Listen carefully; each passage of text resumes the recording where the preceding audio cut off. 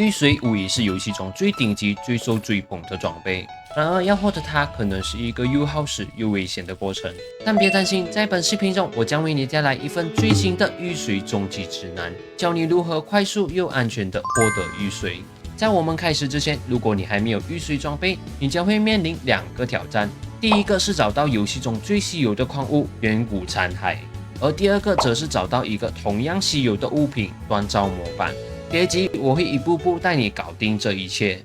首先，我们要了解远古残骸的生成机制。理论上，它可以在地狱的任何 Y 坐标生成，但生成几率最高的地方是 Y15。另外，并不是所有的地方都适合挖掘。如果你想快速又安全，我建议你在扭曲森林和地狱荒原这2个生物群系中挖掘。至于最不适合的地方，那就是玄武岩三角洲，因为这里的方块又硬又多岩浆，所以别去那里浪费时间了。还有2个群系，分别是灵魂沙峡谷和绯红森林。这些地方会生出骷髅或足部兽，虽然不是不能挖掘，但是随时都要提防，有点麻烦。现在我完全知道你在想什么，这东西这么稀有，我要挖到什么时候才能凑齐一套呢？别担心，你需要的其实没想象中的那么多。一个远古残骸可以烧制成1个玉髓碎片，而4个玉髓碎片加上4个金锭才能合成出1个玉髓锭。所以要升级一件物品，你需要4个远古残骸，也就是说，一套完整的玉髓盔甲只需要16个玉髓残骸，而包括锄头在内的所有工具则需要20个。那么要怎么挖掘最有效率呢？这里我将为你介绍3种方法。方法1：使用床。床在地狱会爆炸，这个特性对我们来说是一个绝佳的工具。这方法特别适合游戏前期使用。你只需带着羊毛和木板，在地狱里制作大量的床。现在往下挖掘，来到 Y15，在这里我们要找到区块边界。如果你是 Java 版的玩家，操作非常简单，只需同时按下 F3 加 G， 你会看到屏幕上会出现黄色和蓝色的线，这就是区块边界。如果你是基岩版玩家，看不到区块边界也没关系，我们只需要拿数学来解决这个问题。先打开坐标后，我们拿这个 x 或 g 除以16，然后这个数字如果是 1.5 的话，直接拿这个最接近的数字2来继续，再把这个整数乘以16，得出的新数字就是你最接近的区块边界坐标。另外提醒你一点，每个区块边界都相隔16个方块，所以你只需要数16个方块就能找到下一个边界了。现在只要沿着区块边界挖一条长隧道，然后在隧道里放置并引爆床。为了安全，你可以往后4格，然后再点击这个床，这样就能减少爆炸的伤害。这种方法平均每小时可以给你30个远古残骸，这算是蛮不错的。方法2：效率挖掘法。如果你已经有了修补和效率的附魔钻石镐，那么这种方法就是你的首选。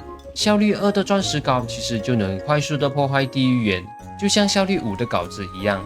但如果有效率5，当然是最好的。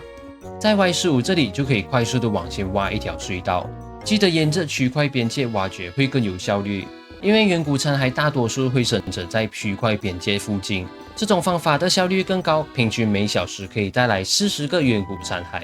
而且在挖掘时，如果你挖到石英或金矿，还能帮你修复镐子的耐久度。如果你幸运，还能在附近看到远古残骸。方法3： TNT 爆破法。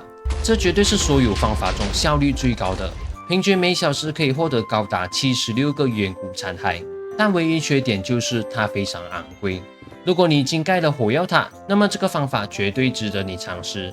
首先，你可以在 Y13 这里挖一条长长的隧道，然后回头每隔3到4格可以放置1个 TNT， 然后点燃最后1个，爆炸后会炸出一个巨大的区域。你只需要穿过这个区域，收集那些暴露出来的远古残骸就可以了。第二部分，锻造模板。在 1.21 版本中，你必须先找到锻造模板，才能用锻造台将钻石装备升级成玉髓装备。而这个模板只能在堡垒遗迹中找到，堡垒遗迹在地狱中都能发现到它，但不会在玄武岩三角洲生成。在攻略堡垒遗迹时，最危险的敌人就是祖布林蛮兵。他们攻击力非常强大，而且不管你有没有穿上金装备，它都会攻击你。最安全的应对方法就是准备好一桶岩浆和一些方块。当你遇到祖布林蛮兵时，快速往上垫高，然后把岩浆倒下去，就能安全的将它给击杀。在堡垒遗迹的箱子里，你都有机会找到锻造模板，但有一个地方有100%的几率能找到它，那就是宝藏型堡垒遗迹。当你进入到较低的方块时，往下看就可以看到很多的金块堆积在一起，在这些金块中的一个箱子就藏着那张保证能找到的锻造模板。